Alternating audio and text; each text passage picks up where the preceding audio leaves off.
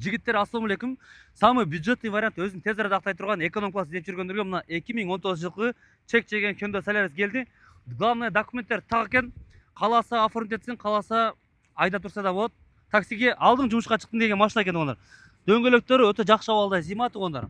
Ички сырткы абалы таза экен. Жүргүлө комплектациясын көрсөтөлү. Комплектациясы 2 алды электростеклоподъемники, кондиционер бар, штатный магнитол, пробег 402 экен тугандар.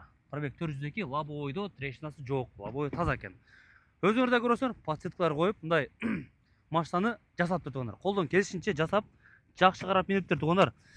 Детальдарына келсек, ушу бир эле водительский эшик алмаштыр. Калган детальдары өзүнүкү оригинал дедим да. Стоп фонари трещинасы жок.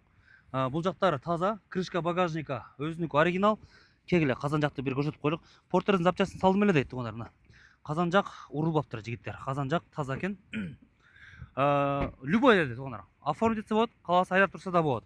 Ички сырткы абалдары өтө жакшы тугандар. Но эки эшиктин өзүнүкү оригинал экен. Зимний дөңгөлөктөрү жакшы абалда. Так, жигиттер, сразу эле баасын айтып коеюн. Баасы 650 миң. Торг бар, сүлөш жолдор бар. Короче, түшүп берем деди.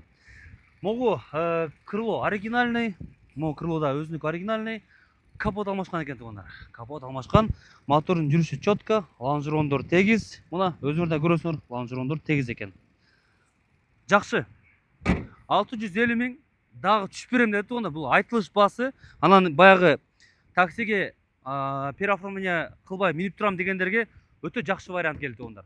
Себеби аласың, путевой жасасын, фотоконтроль өтөсүң, кеттиң линияга.